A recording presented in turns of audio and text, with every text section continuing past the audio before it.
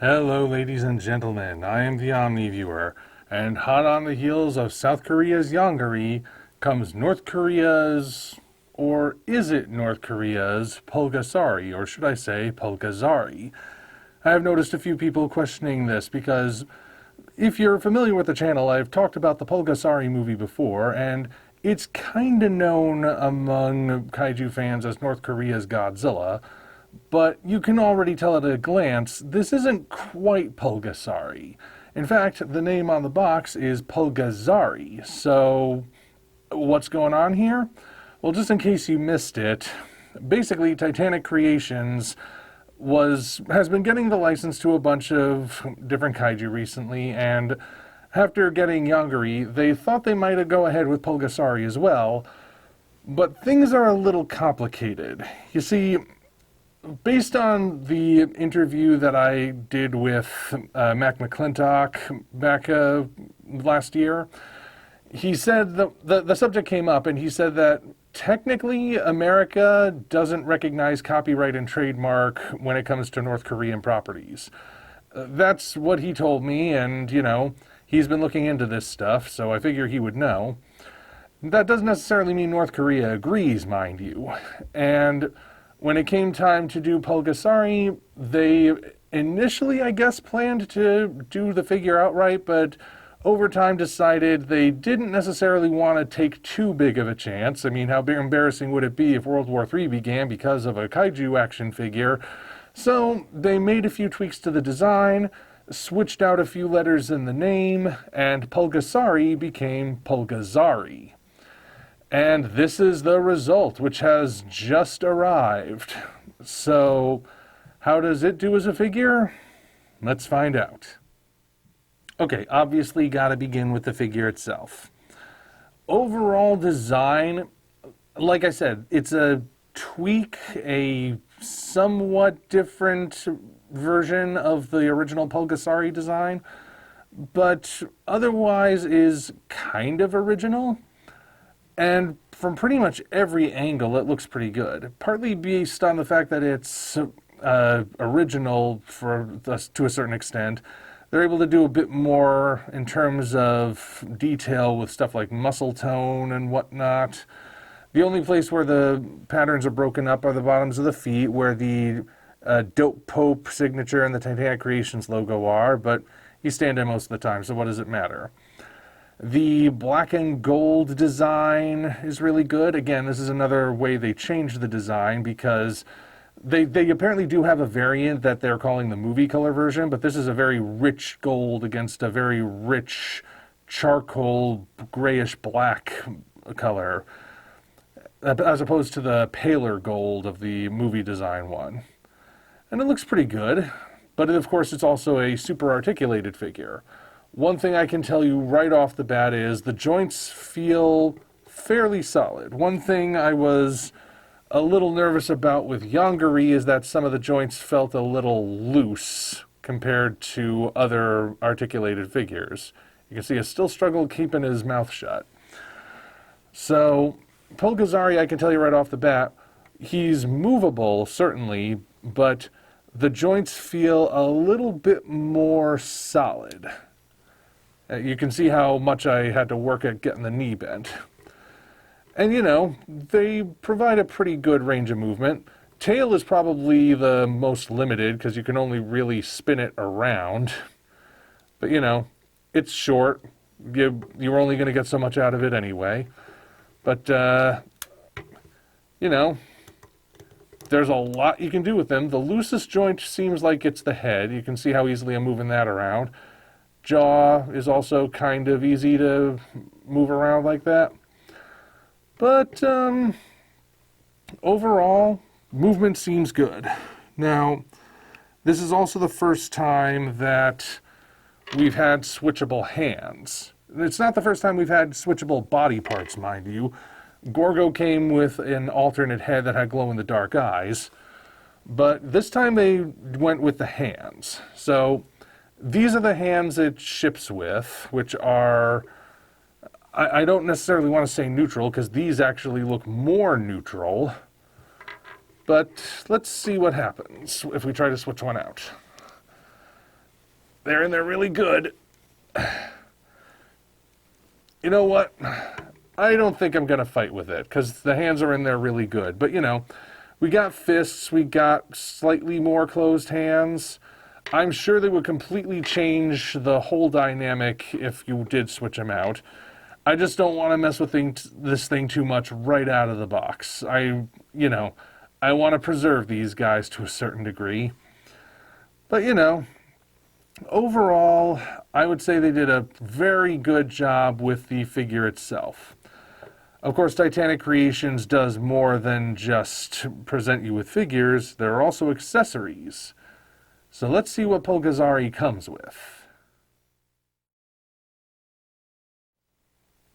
So this time around, we got some buildings. Not any specific buildings, mind you, because, you know, these are modern buildings. The original Pulgazary movie is set way back in the past. So this is part of the whole creating the original identity thing. But we got some skyscrapers to work with, and they look pretty good. As you can see, they come with a base, and that base has little slots for them to fit in. And they're not switchable either. They fit specifically into these ones. Overall detail is pretty good. You can see that they're the one solid color for the most part, although certain windows are painted to look like they're lit up inside. But these are also billed as destructible buildings. And this is where they actually went the extra mile. They've included buildings before, of course, even destructible ones. When it came to something like the Big Ben Tower from Gorgo, you could pop the top off. That does leave a peg exposed, which you could cover with an explosion if you have one on hand. But, you know, it was a more basic kind of destructibility. With Yongary's stuff, the oil cans could have the tops come off, which I guess could count as destruction, but it wasn't exactly a battle damage looking thing. They, of course, had the pagoda, which was not destructible at all. It's one solid piece. It only breaks if you break it, and I don't recommend doing that.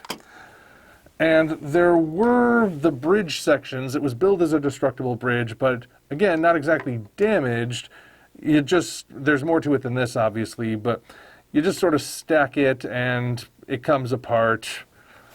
But these things are designed to actually look like they are broken. And it depends on what you're doing with each one. For this building, the top can slide off to a certain degree. And for this one, you actually have to work at it a little bit more because they slide out horizontally as opposed to vertically. And of course, I'm doing this from an angle where it's a little bit harder for me to do this one. But you can see there's that. There's also this part and all along this side. So once they're all damaged, that's the result. And you can see that you can view the infrastructure of each building. Here, let's get a slightly closer look. So it's not just that the pieces come off. Again, it's not like the Big Ben clock tower where there's an exposed peg. You can actually see detail in here. This building is actually fairly hefty as a result compared to the other one, which is a bit lighter. But yeah, this was a really nice little bit of detail that they decided to include there. Now, a little note about the base. Pulgazary was supposed to be another crowd-funded figure, which it was, of course, and it was supposed to originally be planned to come with a lot more in terms of like vehicles and whatnot. It didn't quite reach as many orders as they were anticipating, so they had to eventually adjust and pick and choose what they were going to include. They ultimately went with the buildings. And if you look closely enough at the base, you'll see right along here, there's a series of holes that were supposed to support aircraft stands, but the set doesn't come with any aircraft. However, there are 3 of these. You may recall, Gorgo comes with 3 airplanes, and this little base that technically supports them, but is also kind of a pain to work with.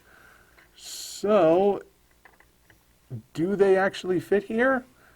Turns out they do. And hang on, I think I'm getting it. Well, if you can actually get them in, that is what I call serendipitous. Because they were not designed to hold these things specifically, but they can. And it looks a lot better than just this weird little black disc. I don't think they planned that at all, but man, did it work out well in the long run, right? Now we have a better base, and we can do something else with this if you've got the Gorgo figure and you wanted something better for the planes. Glad that worked out the way it did.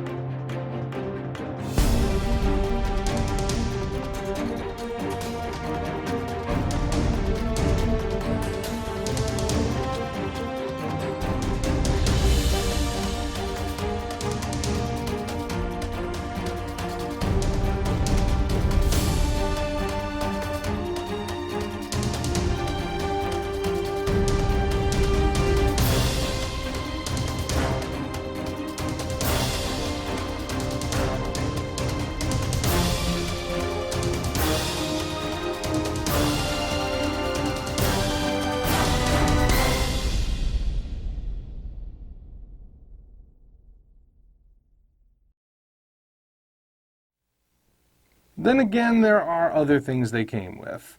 First, we have this little baby Pulgazary, based on the miniature version that first appears in the movie itself. Just, again, similar but different to what's actually in the movie. And it's not human-sized, of course, not to scale in that regard. Roughly the same size as the baby Gorgo miniature that came with the Gorgo figure. And like this, it's not articulated at all, it just stands there. But it's fairly well balanced for something that's supported on just the two legs. And you know, you can have a little miniature battle like that. And as mentioned, they didn't fit in anything like the tanks or jets or anything, but I guess they decided they had to include something. So, we have a train. It comes separated, but these are three cars that can all link together. Now, as far as scaling goes, it's very, very small. Details look fine, you know, you got the wheels detailed on the bottom, the windows along the side, but compared to the other vehicles, it's probably a lot smaller than it ought to be. But here's an interesting little twist. Remember the bridge I mentioned that comes with the yongary figure? If you look inside, you'll notice there's a street, but there's also a train track.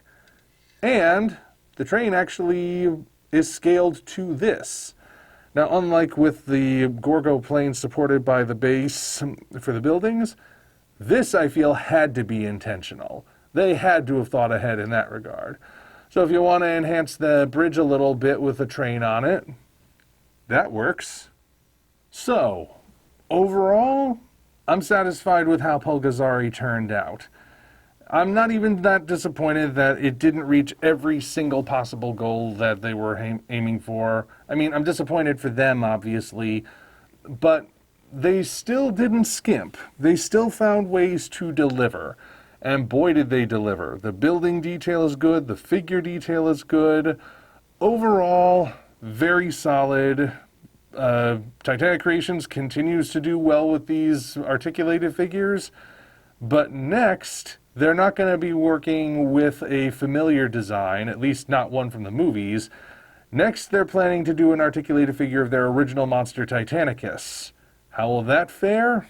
Only time will tell, but for now, Pulgazary looks pretty good. And if you don't like this color and you want one of the other colors, I'm guessing you're going to get the exact same thing, just either in red or a slightly different shade of gold. And there you have it, folks. That's the Pulgazary figure. Until such time as we meet again, this is the Omni Viewer signing off.